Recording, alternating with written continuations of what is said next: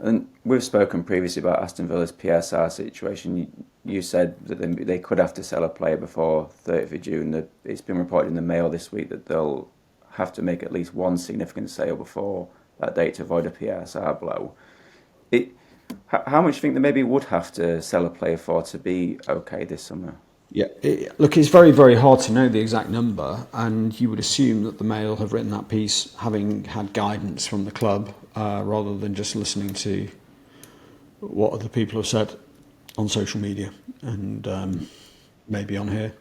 So it does validate what we've been saying as opposed to being a Chinese whisper of what we've been saying. But they've said themselves that they were thinking about selling the women's team, so it's hardly a big shot. I mean, you wouldn't sell the women's team or a share of the women's team unless you needed it for PSR. You'd keep it at your back pocket for another day further down the line.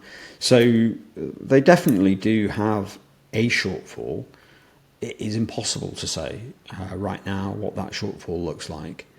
I think if you look at them versus budget, I think they probably made more money from the Champions League than they expected. Probably, I would think they probably made another 20 million above their budget from the Champions League.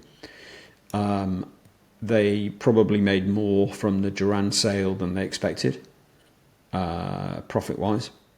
Again, that maybe cancels out some of the cost that they had then to build the team in January to go for Champions League. So probably, I don't know, let's say 20 million above budget for Duran, maybe 20 million above budget for Champions League, but probably something like, I don't know, 25 million more expenditure for Champions League bonuses, for signings in January, maybe more than 25. It could be 30. So that they're not massively up on their budget, and then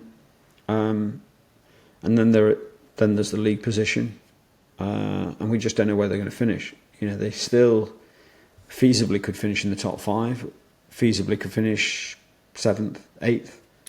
I still think they could finish 8th, maybe 7th, but that in itself is worth 5 million quid, 6 million quid between those two positions. So it's very hard to be very precise as to where they are, but it looks like the women's team is the best indicator that they are thinking that they're going to be short on PSR, and we know that they're quite happy to take that risk in June because they took it last year, and unlike Newcastle, didn't really seem that fazed by it. They seemed quite relaxed that they needed to do that last year. Understood that it was a kind of cost of their ambitious plan, and that's what they would do, and that's how they deal with it.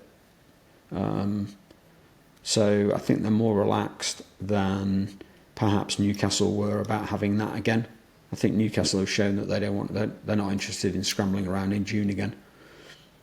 So they've acted accordingly to sort everything out well in advance of June, so that they can have a quiet June, and maybe I think Newcastle have talked about whether they can be a beneficiary of other people's distress, and maybe what happens is that we see a deal between Villa and Newcastle where Newcastle are in a position to buy a player, because of course when you're buying from a PSR perspective, all of the cost is in the future years, because it's amortisation and wage costs. So if you buy a player on the 30th of June, it doesn't affect your PSR calculation for the year just gone at all.